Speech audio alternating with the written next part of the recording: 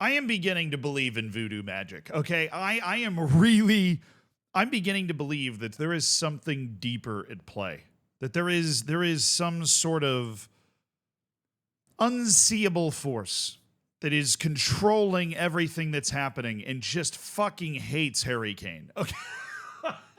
Like, it's the great puppeteer up in the sky pulling all of the strings possible just to make sure that Harry Kane has the most miserable existence possible. I mean, not actually, like, we're talking about trophies in football, not actually the most miserable existence possible, but I cannot imagine a player ending up in a funnier spot because look, there are camps that get drawn up on Harry Kane. I don't want to issue around Harry Kane's trophies or lack thereof. I have always been in the camp that football's a team sport. Whether you're calling it soccer, football, calcio, it's team sport. And you need 11 guys that are playing well in order to go out there and execute. It's the reason that, Barcelona didn't win every Champions League, even though they always had Lionel Messi, right? Or it's same with, Real Madrid did win every Champions League, so that's not necessarily a good point on the Ronaldo situation there, but you get the idea. You can be, you can be a Rolls Royce, but if you're surrounded by shit, you're going to get stuck in the shit. But Harry Kane's not surrounded by shit anymore. He wasn't at Tottenham either. There were some great players on those Tottenham teams. I mean, they made it to the freaking Champions League final, okay? They weren't pushovers. It's amazing they never managed to just nick a League Cup here or there, that there was always some sort of pitfall that's happening, right? You go to things like the Euros, coming down to a penalty shootout, and all, he gets 2 penalties against France in the World Cup, and he scores the first one and looks like the most clutch guy ever. And then he has to do it again, which is always an awkward situation. And this time he blazes it over the bar. Like, it's always something. And it's something again. Because the reason we're sitting here is Harry Kane's been knocked out. But I don't know why I'm saying that, because I feel like I didn't finish my last point. I've always been in that camp where I believe Harry Kane's a great player, and I don't think there's anything fundamentally wrong with him. I think he's one of the best strikers, if not the best striker of this current generation that he's in. The numbers and the things he's able to do on the field back it up, but for some reason, he just can't win. I'm just running out of other explanations for what that reason is. And that brings us to what we're talking about today, which is the fact that they've been knocked out of the German Cup again.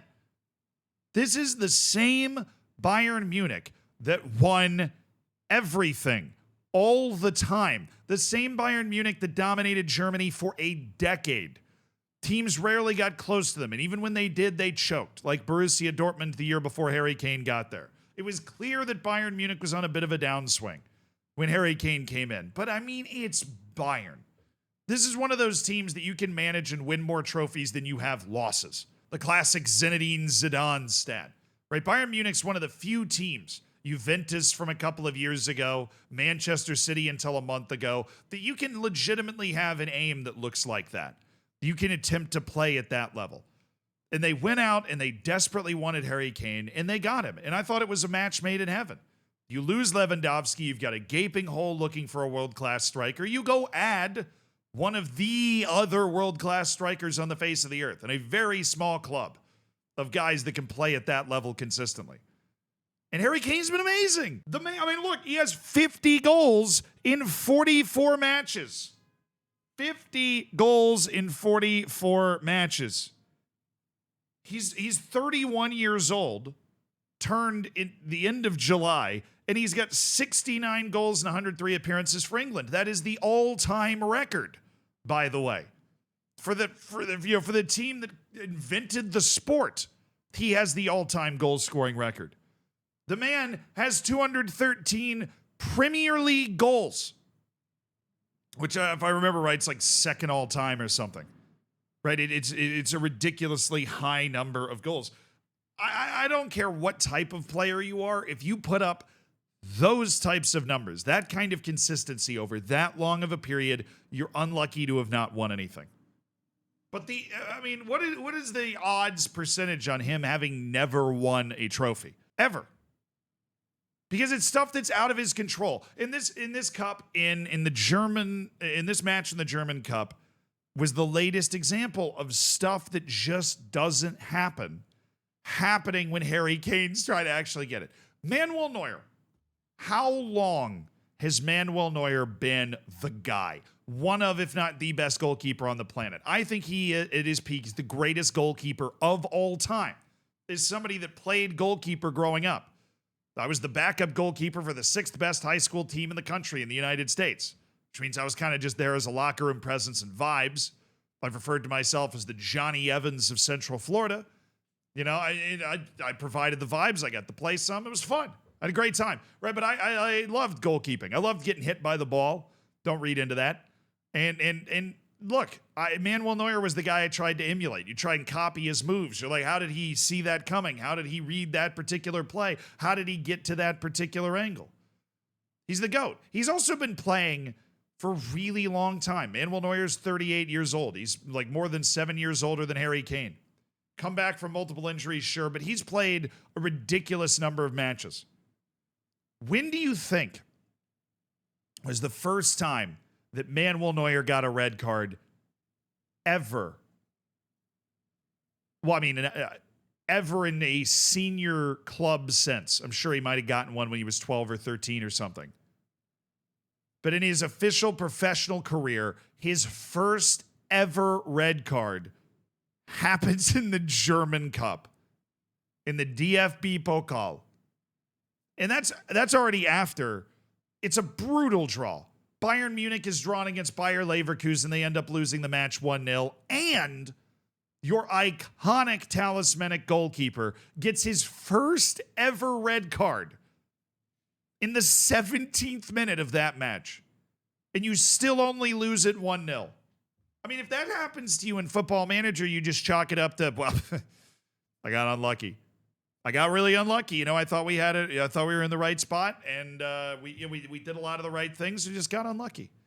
But how many times can you get unlucky before you have to acknowledge that there are extra forces at play?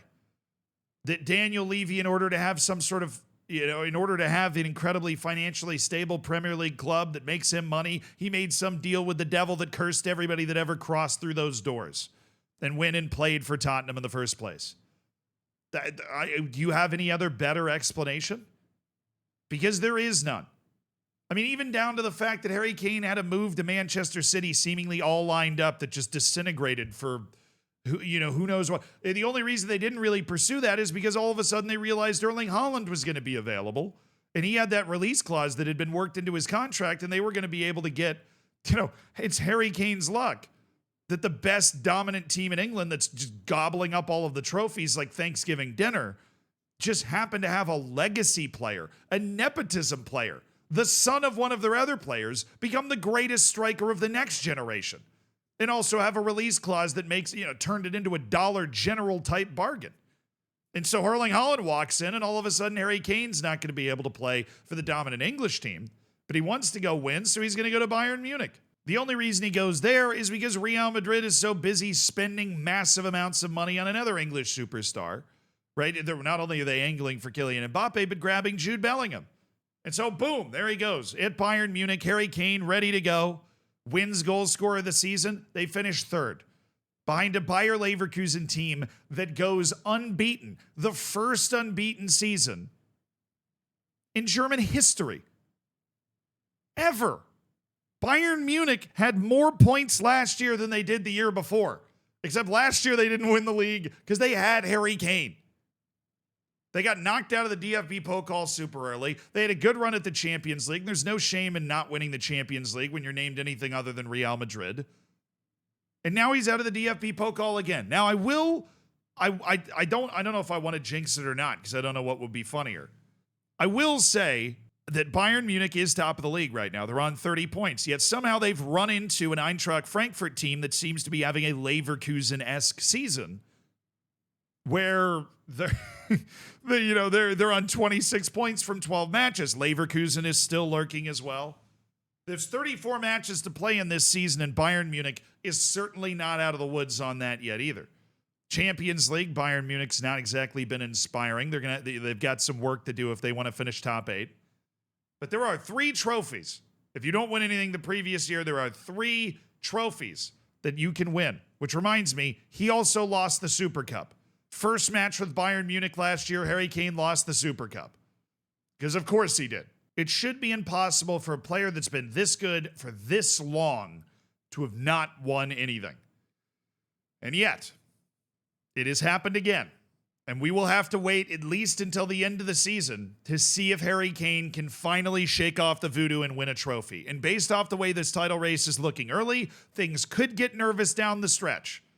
Then we will finally find out how Harry Kane is going to play in that type of situation. I mean, maybe we've seen that before, but it's usually been trying to come from behind. But playing with the big bad bullies that haven't lost a game yet, top of the league, coming into the end of the year, is Harry Kane the one that scores the brace on the second to last match day of the season to put it away? We're going to find out.